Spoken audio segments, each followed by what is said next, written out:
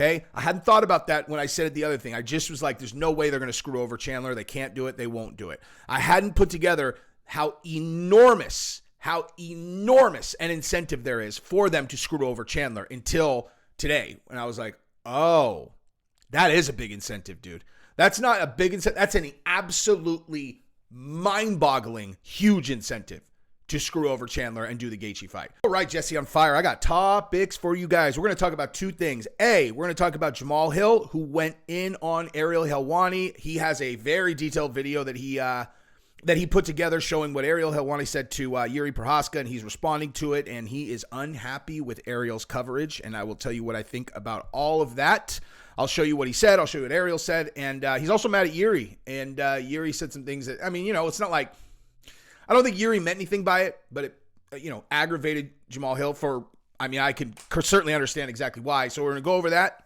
I'm just going to talk about Ariel's position in general and Jamahal Hill's response to it in general. And then we'll, it's going to probably sprawl into all kinds of other things. But we're also going to talk about Conor McGregor and Justin Gaethje because last night, so I did a video 2 days ago. I said there's absolutely no way they're going to do the Justin Gaethje fight instead of doing Conor versus Chandler.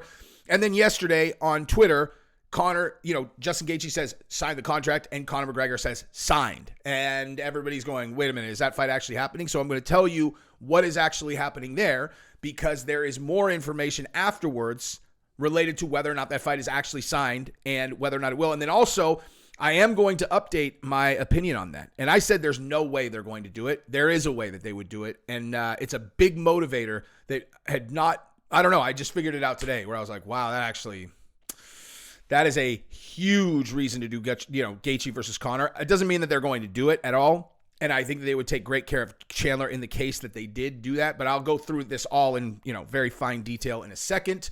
But before we do that, I got to thank the sponsor of this video, which is just Yo Kratom. Super quick, dude. Yo Kratom, if you're a Kratom user, this is the cheapest and best source of Kratom on the internet. It gets to your house 2 days after you order it. Literally, Amazon. It's like Amazon Prime. It will get there every single time in 2 days. $60 kilograms. It is the best source of Kratom on the internet. Give it a run. All right, so let's start right here. Okay, so where is all this hubbub coming from? Okay, so the other night, Gaethje responds to Conor right here, saying, the second one down. Conor says, I KO him with one shot. I guarantee it. Okay, and then Gaethje says, well, then sign the contract, big boy. And so backstory is that Conor apparently has turned down the Justin Gaethje fight 6 different times. Now, is there any context to that stat? I'm sure there is because Conor probably has turned down 1 million fights because he's only fought a certain number, like how many times he fought. So he fought Khabib in 2018, right? He fought Khabib in 2018. Then he fought Cowboy at the very beginning of 2020. Then he fought Dustin twice in 2021, and that's it, right?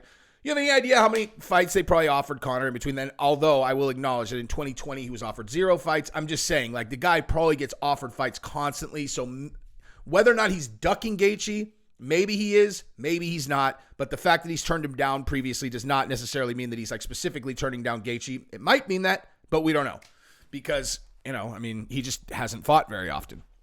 Now, the thing though also is that Conor then responded with the following, okay? When he signed the contract, big boy, bam. Conor responds, signed, okay? Signed.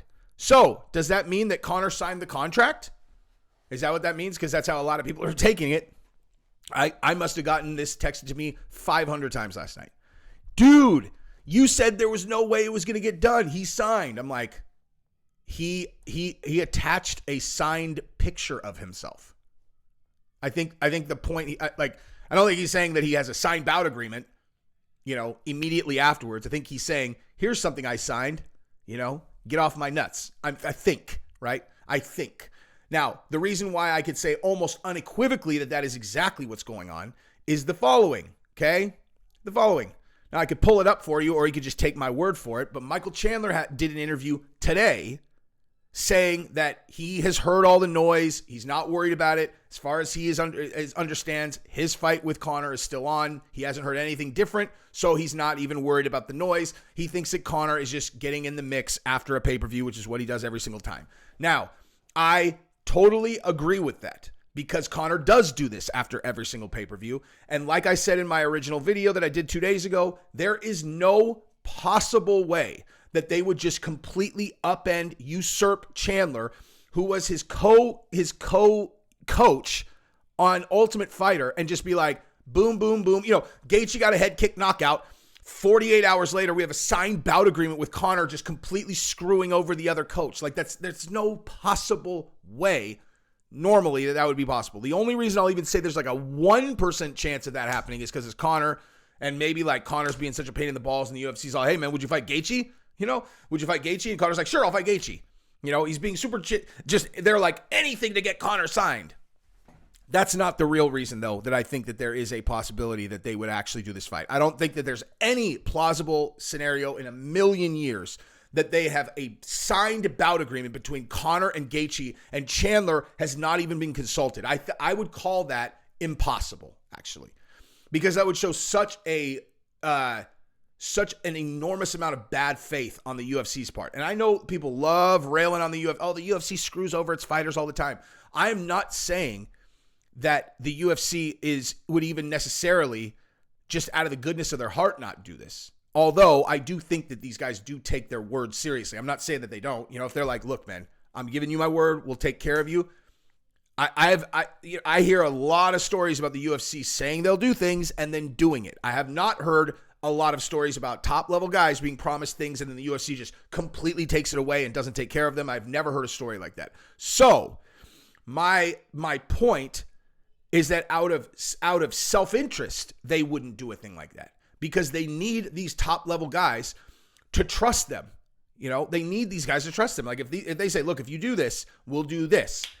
You know, okay, hey, Colby, if you do an entire camp and then you come and weigh in at, you know, in London and you make whatever, 30 grand or whatever that tiny number is that he got as the backup for the Leon Edwards and Kamaru Usman fight, we'll guarantee you the next title shot. And then he gets it, right? Like, that's a big promise, right? He doesn't have a signed bout agreement because they don't have any idea who's going to win the fight. That's a verbal promise. They have promised Colby that, and now they're giving it to him. That's what I'm talking about. There are all kinds of verbal promises that are made. They cannot just screw over Chandler. They can't do it. So if Chandler, as of today, still thinks he's fighting Conor, that means they haven't negotiated with him, which means there's no way that there's a signed bout agreement between Conor and Gaethje. It can't happen. Okay, now, but while discussing this situation today, and I was just kind of thinking as I was talking, I realized there is a big incentive for the UFC to do the Gaethje fight as opposed to doing the Chandler fight, and I'll tell you exactly what that is, right? So here are the two incentives side by side. With Chandler, you have just done Ultimate Fighter, right? You've done the Ultimate Fighter. The two guys were coaches. There's a lot of build up there because of the show. And then now this is the finale of the show, and they're going to go do their pay-per-view fight that everybody's been talking about. It'll be a really exciting fight. Okay, there's that on that side. On this side, for sure, from the fight perspective, it is an equally exciting fight, right? If not more. But the big, huge, massive incentive to do the Gaethje fight is the BMF belt. Because if Conor wins, he is now a title holder, okay? It is a shortcut to giving Conor McGregor a belt, okay? I hadn't thought about that when I said the other thing. I just was like, there's no way they're going to screw over Chandler. They can't do it. They won't do it. I hadn't put together how enormous an incentive there is for them to screw over Chandler until today. And I was like, oh, that is a big incentive, dude. That's not a big incentive. That's an absolutely mind-boggling, huge incentive to screw over Chandler and do the Gaethje fight. It doesn't mean they're going to do it, and they would have to take incredibly good care of Chandler. They would have to pay him, like 7 figures for his next fight, like base salary. I don't know. They would have to do something incredible to take care of him. Maybe they give him an immediate title shot, but he lost his last fight. So, right? Yeah, his last fight was against Dustin, right? Yeah, lost his last fight, so that's a tough, it's not an impossible thing to defend. It's not impossible. They could have Islam say, I don't want anyone else. I want Chandler. I don't know, whatever. They could sell it that way or something. But they would have to do something really, really good for Chandler to be able to do it. But it is possible they would do that, dude. Because Conor, if he has a belt, that changes things immensely. Conor's he's not the 155-pound champion, but he is the BMF champion, right? Like, that's a big, big thing, dude. Huge thing, actually. And, candidly, they got to love that matchup a hell of a lot better than they like an Islam Makhachev against Conor, matchup. Like hypothetically, let's say Conor gets through Chandler, and then they're like, all right, so now we're going to get, Conor's going to get a title shot. And it's like, who do we got for him? They're all, Khabib Part 2. You know what I mean? That's a scary matchup for Conor, obviously. Gaethje, at least he's going to stand up and bang with him. Just like Dustin. Or at least you thought Dustin was going to do that. In the second fight, that's absolutely not what Dustin did. I mean, listen, dude. Dustin beat Conor in the the second fight, the first fight of the two from 2021, standing. Second fight, he took him down. Dude. Gaethje, he ain't taking Conor down, dude. Gaethje ain't taking Conor down. So I will correct the record. There is a big reason that they would screw Chandler out of that fight and give it to Gaethje. I don't necessarily think they're going to do it, but that is a big, big, big, big, big incentive too. So that's what that is. Now, let's move over to the other part of this thing, okay? So let's talk about Jamahal Hill, ripping into Ariel. All right. Oop, that's the wrong thing. All right, so I set it up here. So let's just talk about this first, okay? So Jamahal Hill made this entire video, just unhappy with how Ariel and Yuri had discussed him in this conversation. Now, all Yuri said, I'm not even going to show it to you. I'll just tell you. All Yuri said, okay? All he said was, Ariel said, what did you think when you saw that he had gotten injured? And Yuri said something about Jamahal Hill having been heavier than he normally is, and that being obvious that that's going to put pressure on your joints, your Achilles, your tendons, etc. And so, maybe that's why he got injured or something along those lines. And Jamahal Hill pointed out the obvious, which is he's like, how do you know how much I weigh? Like, how would you possibly know what I weigh? Which is accurate. How the hell would Yuri Prohaska know what Jamahal Hill weighs? And I'm not railing on Yuri. Yuri's a good dude. I've never seen him take an intentional negative shot at anyone.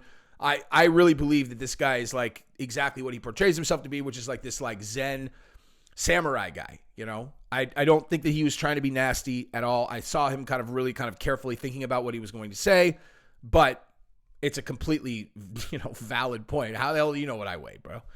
But then Ariel asked this question of Yuri, and I will certainly agree with Jamahal Hill's take on the question. It was inflammatory. It was very directed at Jamahal Hill, clearly, and it seems to be completely baseless. So let's just watch it really quick.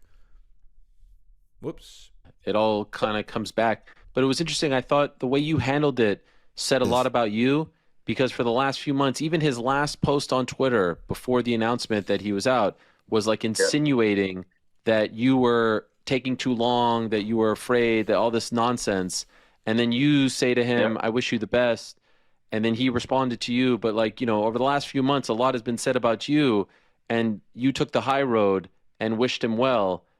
I thought was a very classy thing that you did on your part. Hold it. I'll pause it right there. Okay, first of all, the only thing that I just saw this time for the first time is that Yuri seemed to agree with that take that that Jamahal Hill had been questioning how long he was taking to come back, which I think Jamahal Hill does an excellent job of completely disproving in a second. So, yeah. Now, you see that? Now, he is attempting to try to give him props to up him while subliminally trying to take shots at me. All right? Trying to basically, so you thought he took the high road and that was a classy move on his part. What did I say? First of all, I'm pretty sure that Jamahal Hill is wearing a U-blow. I also have a U-blow. Excellent watch choice, good sir. What did I say about him? What did I say about his injury?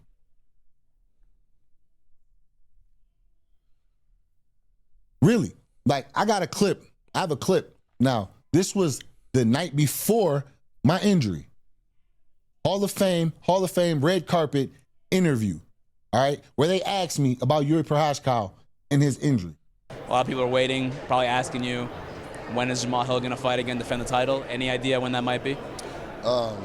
Hopefully soon. Hopefully I'll have an answer for everybody soon. I know right now, the next up from the challenge up, and the one that I want is Yuri. You know, I want to make sure he's good, make sure he's got the time and everything that he needs. But yeah, I'm ready to go. I'm ready to fight. I'm ready to get in there. I'm ready to. Now, before he even responds, which I assume you guys know where he's going to go with this. Does that look like a guy who is challenging Yuri taking too long? Like, is that really what that looked like? Obviously not. He was super respectful. He said, I hope he has the time that he needs. The only thing that I can even take from that is that when he said the same exact thing on Twitter, maybe if let's just say Ariel really believed that, right? Like, let's say that seriously, Ariel really believed that that's what he was doing. Is Ariel's just used to so many people talking shit on Twitter that he's incapable of just reading it as like, oh, maybe the guy's actually just like saying, hopefully the guy has as much time as possible, which I totally understand. People on Twitter are toxic little fucks. They talk shit constantly. I find myself doing it, dude. I really do. Like, sometimes I will literally, and obviously I'm going to get to Jamahal Hill's thing, and this is how I think in tangent, but like, I will respond to a comment and I'll be nasty, I'll be like, fuck, dude. And then someone will respond to it and kind of not be like a prick, and I'll go back and read their original comment. I'm like, oh, damn it. That wasn't even that bad. It must have just been a compounding thing where I read like 10 people talking shit, and then this was the 10th one, and I was like, and they didn't even really say anything that nasty, so I was like, all right, and they just get it for like the last like 9 people who said something nasty, and then it's like, fuck. So maybe it's that. Maybe Ariel's used to people sounding nasty on Twitter, so he read Jamahal Hill's thing as sounding nasty. Although, given that the two have gone back and forth before, I don't know, dude. I don't know. Might be intentional. So let's just hear what Jamahal Hill said. I want to make sure he's good. I want to make sure he has the time that he needs. This is the day before I got hurt, before any of the relinquish of the title or anything. These are my words. So, Ariel, I'm going to ask you, and be a man, bro, because that seems to be a hard thing for you. That's a you blow big bang. Where did I say it at? Where was I disrespectful? Where did I do anything ill towards him other than wish him well? And you go back and watch a number of interviews where I was asked about Yuri. And I said, I want you to make sure you take time. Ask Yuri what I said to him when I talked to him. I'm not fake. I don't have no reason to play fake or nice in nobody's face. That's not my thing. We see whose thing it is, though. I think that's just be the normal because everybody in these games trying to be like two gangsters, and it's all about just to stay. I am gangster, motherfucker. Before somebody. he said, "I am gangster, motherfucker." Yeah, dude. Don't just be what you are. So, you know what I mean? But let's see what else. I actually haven't seen this part yet. So Ariel's about to talk. He only would have put this in there if he thought Ariel was being disrespectful. So let's watch this together. I literally have not seen this yet. Like to see happen? Yeah. I was prepared. I was prepared for especially for these style of like Jamal, and I like that. I very start to I like the confidence that you think you have. Like that, like his style, because it was very simple. It was like simple but effective. To give the power for every punch. A lot of power in the fundamentals. Yeah, man, that's funny. Hey, hold up. That's a fun. Keep going. Similar style. Have Pereira. Hold up. I was just going to ask you, who do you think is a tougher opponent, Alex Pereira or Jamahal Hill? Does that mean that you think Alex is a little bit tougher? Hold up. Now you see that? Ask him a question. Who do you think's a tougher opponent, Alex Pereira or Jamahal Hill? Does that mean you think Alex Pereira is is tougher than Jamahal? You know what I'm saying? Throwing shade, but trying. Ariel gets a pass on that one, dude. He gets a pass on that one. That one he gets a pass on. There's no way that Yuri is going to be like, there's no way that Yuri's going to answer that question like, oh yeah, I think Alex is like, you're not going to be able to lead Yuri into saying which opponent he thinks is tougher with some mind game shit like that. There's no that one. I think he gets a pass on that. Let's see what else he put in here though. Today and said, like, can you do a camp? Can you fight October, November, December? You're ready. Are you ready to start a camp? Are you good? Like, are you cleared 100%? You can start training full contact, no issues for a camp. Yeah, sure. Yeah. Now, hey, now how hard was that? Now, talk about I've been talking. That's all I've been asking all this time. Yo, are you ready? Is there a time over time? Give me something. Let me know something when you might be ready. Anything. That's all I've been asking for is an answer. But yet, it'll try to spin it as like it's a bad character flaw. Like I was talking shit or I'm a spinner. I'm just like this. But you see, he had the answer though. Right. And by the way, that mountain that I saw you climbing this mountain. Yeah. That's crazy stuff, man.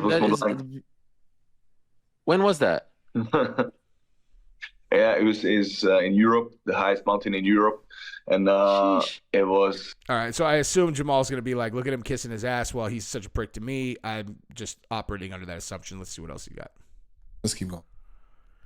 And really, I can't say this enough. The way that you handled the Jamahal Hill news, to me, was extremely impressive because I know you had heard a lot, and I thought it was a little bit unfair over the last few months. And the fact that you came out right away and wished him the best and didn't take a shot at him when he was down, I think really said a lot about you as a human being. So, dude, Jamal hates this motherfucker. Look at his face. He hates this motherfucker, dude. Much respect to you, Yuri, for handling it that way. Pause real quick. What does that say about me as a human being? See what you see the narrative and where he's trying to paint and push this? Go ahead. Thank you. Thank you too. Thank you. You realize this. All right, so you guys get the point, right? So, a couple, I guess, points to touch on. So, is Ariel being biased and intentionally underhanded in how he asks questions about Jamahal Hill? For sure. For sure. No question, in my opinion. I mean, there's like, yeah, 100%. Now, here's the burning question that everybody should really be asking, though, right? Is what do you do with that information, right? Like, seriously, this is a zero-sum game.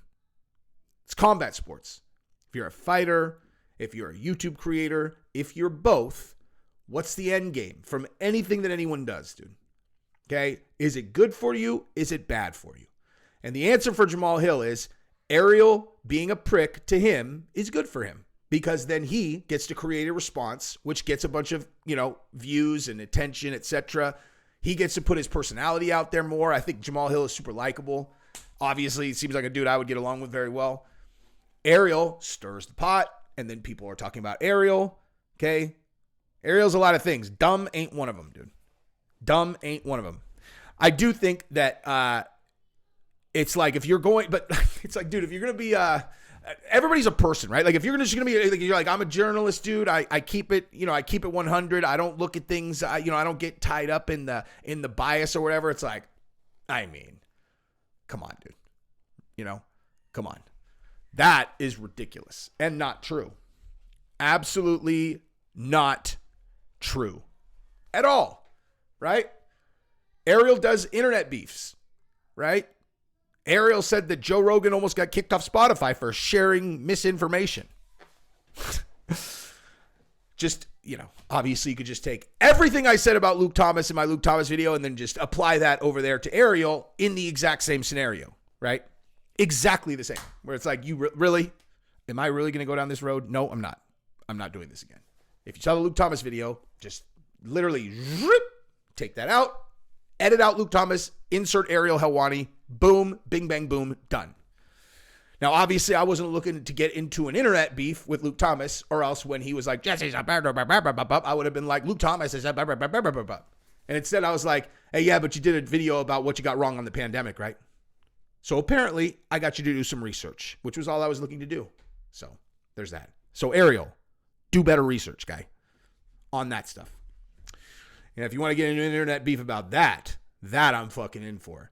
Tell me all of the things that you think you guys got right about the pandemic, and I'll fucking eviscerate every single one of them. We could do that game. But on this, I just think that what he does is good for everybody. There's like, it's, you know what I mean? If someone's fucking milquetoast on MMA stuff, that's like, what the fuck? Like, why would anyone give a shit about what you're talking about? You know what I mean? That's why, I'm talking to Moicano. We're going to do some content together. He's on a live stream, and I'm like, what's up, dude? And like a bunch of people are like, oh my God, you guys are going to do great content. And then people are like, Jesse on Fire sucks, man. JOF is a fucking garbage pail kid. And I'm like that shit doesn't piss me off, because if everyone likes me, that means I'm not pissing anyone off. If I'm not pissing anyone off, then what the fuck am I doing, dude? You know what I mean? You got to stir the pot. You have to. But I don't know. I do it a little bit more directly. But nonetheless, this is good for Jamahal Hill. That's all I'm saying. It's fucking good, dude. Ariel's being a biased prick to Jamahal Hill. Jamahal Hill gets to do a video about it. Everybody wins, dude. Everybody wins. Anyway, I do agree with Jamahal Hill, though, that he was definitely doing that on purpose. And, you know, it is what it is. It is what it is. Oh, and at the beginning of the video, Jamahal Hill referenced the video that Guru did about Ariel, you know, doing this shit to Jamahal Hill.